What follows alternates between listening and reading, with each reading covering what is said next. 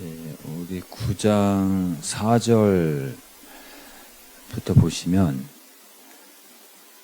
그 부활하신 예수님께서 오셔서 이제 3절을 보시면은 하늘로부터 빛이 그를 둘러 비추는지라. 그래서 4절에 보시면 이제 음성을 듣잖아요. 사울아 사울아 내가 어찌 나를 박해하느냐. 그리고 그 사울이 8절에 보면 그 빛 때문에, 그 3절에 보시면 호련히 하늘로부터 빛이 그를 둘러 비추는지라. 8절에 보시면 사울이 눈은 떴으나 아무것도 보지 못하고 사람의 손에 끌려 담의 속으로 들어갑니다. 근데 이 사울이 하늘에서 호련히 비추는 빛 때문에 이제 일시적으로 앞을 못 보는데, 근데 11절, 12절에 보시면 눈이 어떻게 다시 보이기 시작하죠. 아나니아를 사울을 아나니아에게 보냅니다. 또는 아나니아하고 사울이 만나게 해가지고 아나니아가 안수해가지고 다시 보게 하는 것이죠. 그러니까 예수님이 직접 보게 할 수도 있잖아요. 그렇지 않아요? 근데 예수님이 직접 하시지 않고 아나니아를 통해서 보게 하시는 거죠. 그리고 27절하고 28절도 한번 보시면은 사울이 이제 부활하신 예수 만나고 예수를 믿고 나서 바나바를 통해서 26절에 보시면 9장 26절에 그가 예수님의 제자됨을 이제 예수 믿는 것을 믿지를 못하는 거죠. 하도 핍박을 많이 한 사람이라서 예수 믿는 사람을. 그래서 바나바가 사도들을 설득을 하죠. 그래서 바나바를 통하여서 어디로 들어가요? 예수 믿는 공동체 속으로, 모임 속으로, 관계 속으로 들어가는 거죠. 그러니까 이 사도 그러니까 바울이 예수 믿고 나서 예수님께서 어떻게 인도하세요? 관계 속으로 인도하시는 거예요. 관계 속. 혼자 예수 믿게 하지 않습니다. 신앙은 혼자 잘 믿는 게 아니에요. 혼자 예배 잘 드리고 이런 거 아니라, 혼자 계시받고 막 이런 거 아니에요. 신앙은 일방통행이 아니라 서로 교류하게 하시잖아요. 서로 만남이에요, 만남. 하나님과 나와 그리고 형제 자매가 함께 모이는 거죠. 그 모임이에요. 모임 속에 하나님 임재하시는 것이죠. 여기 나중에 10장을 보시면은 그 10장도 한번 볼게요. 10장 24절 한번 본문 놔두고 10장 24절을 보시면 고넬료가 베드로가 이제 온다고 하니까 친척과 가까운 친구들 어떻게 했어요? 모아 기다리잖아요. 모아 기다렸어요. 모아 기다려. 이게 교회예요. 모아 기다렸어요. 모임이 교회라고 했잖아요. 모임이. 모아 기다려. 혼자 은혜 받지 않았어요. 함께. 그리고 그 가운데 말씀이 선포될 때 성령이 그 가운데 임재하여서 성령의 충만함을 받고 세례를 받고 이런 일이 일어나는 거죠. 그리고 베드로에게만 환상을 보여준 게 아니라 또 누구에게 환상을 보여줬어요? 고넬료에게도 환상을 보여줬어요. 그래서 서로 뜻이 통하게 한 거예요. 계시가 서로 통하게 한 거지, 베드로에게만 일방적으로, 고넬료에게만 일방적으로 혼자 계시받게 하거나 그러지 않았어요. 그래서 서로 만나게 하셔서 그 둘을 통하여서 또 모아 기다리게 하셔서 이방인에게도 성령이 임하는 놀라운 사건이 일어난 것이죠. 그래서 누가 혼자 계시받았다, 이거 굉장히 위험한 거예요. 이거 자기 혼자 받아. 성경 혼자 계시받게 하지 않고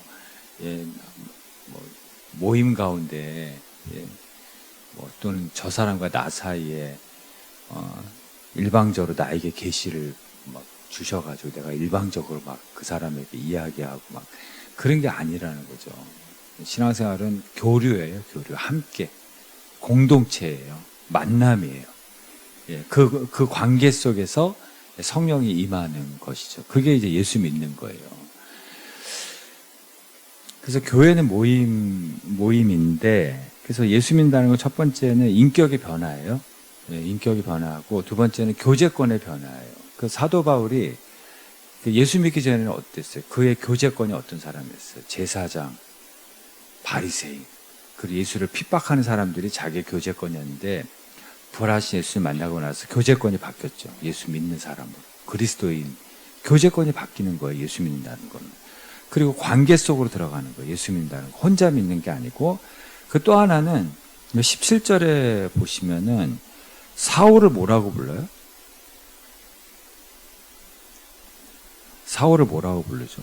9장 17절에 형제 사울아 그러죠. 무슨 형제예요? 형제는 예? 형제가 아니 뭐예요? 사실 원수죠. 왼수죠. 왼수. 이 사람이 지금 뭐 담에서 200km를 가가지고 예수 믿는 사람들을 얼마나 핍박했어요. 죽이기도 했을 거예요.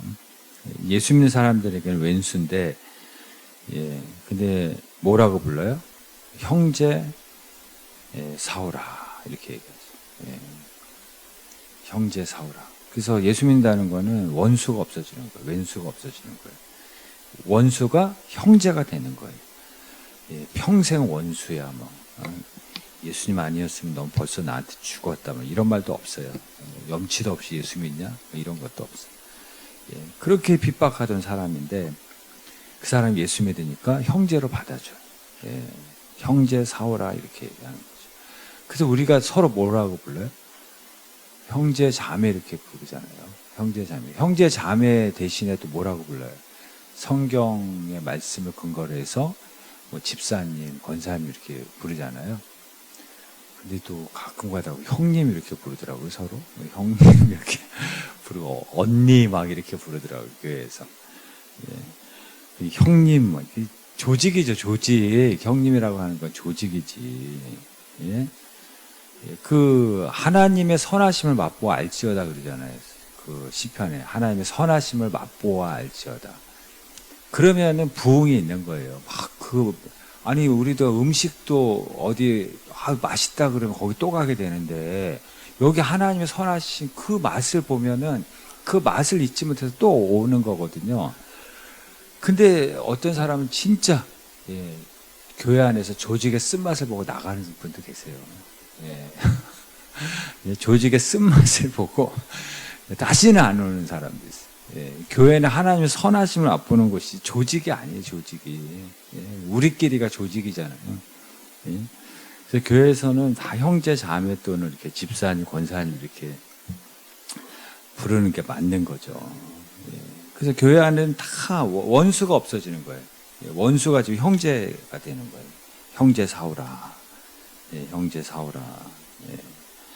그래서 혹시 내가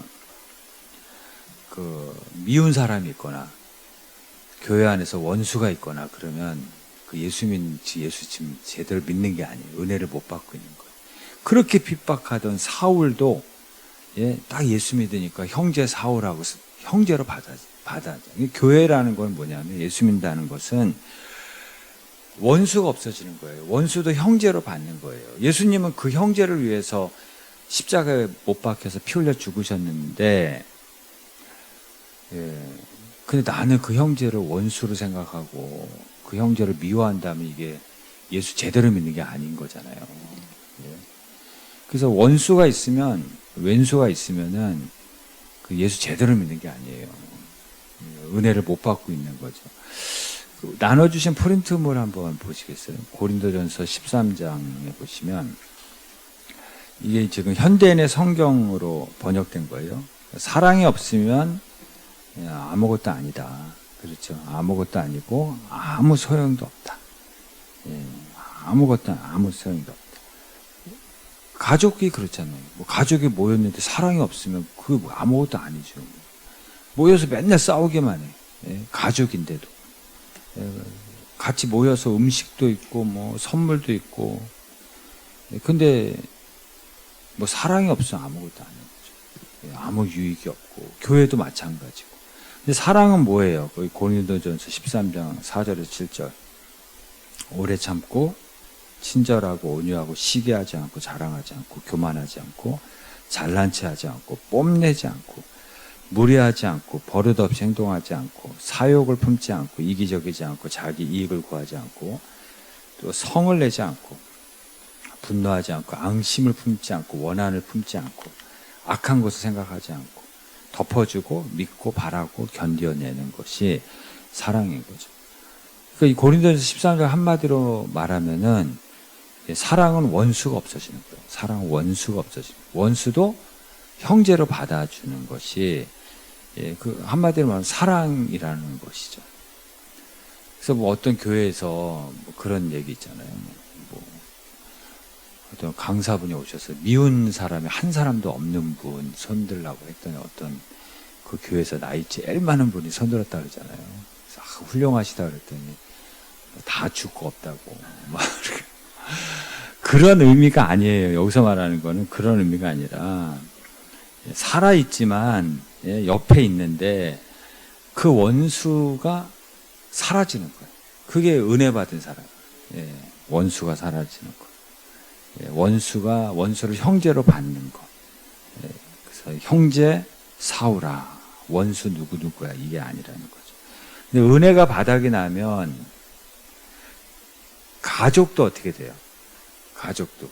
원수가 어디에 있어요? 집안에 있잖아요. 부부가 서로 왼수라 그러잖아요. 왼수라 그러고. 자식 보고, 아유, 저 왼수 같은 놈 막, 그러잖아요.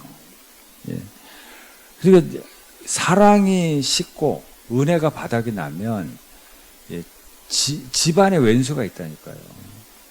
그냥, 가정이 지옥이 되는 거예요. 원수가 있는 곳이 지옥이죠. 그리고 또 하나는 이제 예수 믿는다는 거는 뭐냐면은 여기 9장 20절 우리 같이 한번 읽어볼게요. 즉시로 각 회당에서 예수님을 전파하니 즉시로 어떻게 했어요? 예수가 그리스도다. 하나님의 아들이다. 전파합니다. 그러니까 언어가 바뀐 거예요. 이전에 사도 바울 독한 말 했겠죠. 뭐 예수 믿는 사람 핍박하고 잡아 죽이고 수색하고 그랬으니까 얼마나 독한 말 했겠어요. 얼마나 악한 말을 했겠어요. 예수 믿는 사람들에게. 그래서 우리도 보면은 은혜 받고 나면 제일 먼저 바뀌는 게 언어가 바뀌어요. 말이 바뀌어요. 말투도 바뀌고 말씨도 바뀌고 제일 먼저 언어가 바뀌거든요. 그전에는 지금 이 사람이 조직에 속한 거거든요. 공회. 이게 다 조직이거든요. 그 조직에서 쓰는 말들을 막 썼을 거예요. 막. 근데 사도 바울이 예수님 만나고 나서 예수는 그리스도다. 말의 내용이 바뀌고 언어가 바뀐 거죠. 그래서 예수 믿으면 예수 믿고 은혜 받으면 제일 먼저 이 말이 바뀌어요. 언어가 바뀌어요. 그 나눠주신 프린트물 한번 볼게요. 이사야 59장 19절에 보시면은 입술의 열매를 창조하는 자 누구예요? 하나님. 천지를 뭘로 창조하셨어요? 말씀으로 창조하시잖아요. 말씀으로. 입술의 열매를 창조. 그러니까 말의 중요성을 얘기하는 거예요. 민수기 14장에도 내 귀에 들린 대로 하겠다 그러잖아요.